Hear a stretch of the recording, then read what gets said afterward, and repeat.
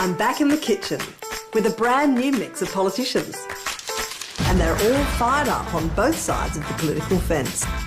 We've seen Peter in power, but can he cook under pressure? With a bit of grilling, what will Joe Hockey reveal? And throw Christine and Bronwyn into the pot, and we have the recipe for some spicy conversation. It's going to be completely delicious.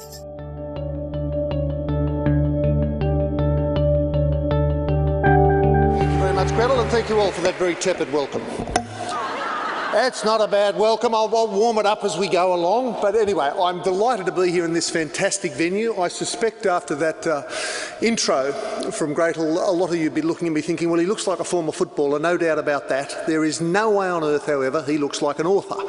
And if you are thinking that, you're not the first to have so thought. About 20 years ago, I was invited to the highly prestigious opening of the Rembrandt exhibition at the New South Wales Art Gallery, only invited to this black tie soiree because my sister-in-law was the curator who'd brought it all the way from Holland, and before attending she'd given me strict instruction how to wear the black tie properly, how to hold the champagne glass by the stem, and we don't guzzle and throw it down our throat. We sip and we converse and we move on. And I was desperately trying to fit in with the glitterati of the Sydney arts world. Couldn't help but notice the Executive Director General of the New South Wales Art Gallery, Edmund Capon, kept sneaking glances at me. What kind of a Neanderthal is this who has wandered into the New South Wales Art Gallery by mistake? I managed to work into the conversation. Actually, I have just finished my first book.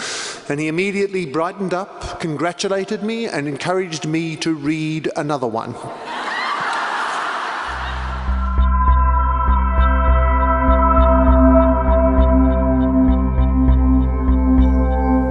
I just am a voracious observer and a voracious writer in every form. Columns, tweets, books, websites. I just love to communicate. Just fascinated by life. I'm fascinated by the way my own opinions change, by the way I'm a hypocrite on some things, and just how I think as you get older you see the shades of grey more. You see those nuances, whereas when you're young things are pretty much in black and white.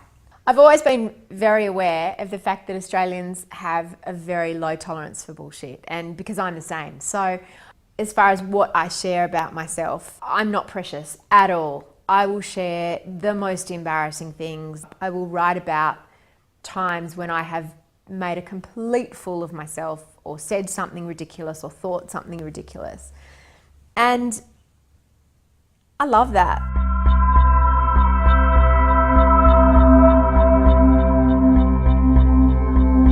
I feel it. Or maybe like this life is worth living after all.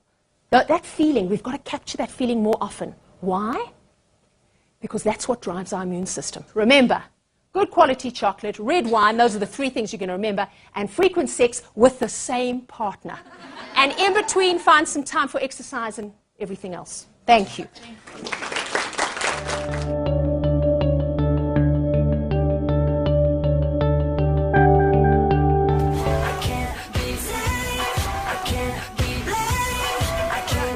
Russia's fellas.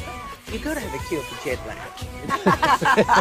Have the hats and the things and the shoulder pads and the things. It's not too much with the outfit, though, is it? No. The outfit was too much before you put that down. But the crew is here to capture any embarrassing moments you could have. Oh, fabulous. If you're drunk, that would be great. We've had John Stamos. Oh. Yeah, he was very jet lagged.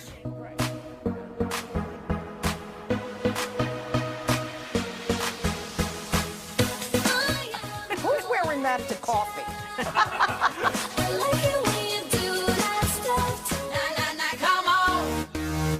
Mommy!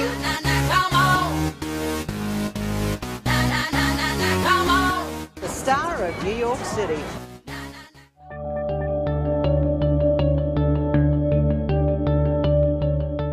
So I find myself a Scottish-born Australian doctor with Sri Lankan heritage, now running a chain of Mexican restaurants and doing aid work in the Asia-Pacific regions in places like Cambodia, and now in remote communities in Northern Territory.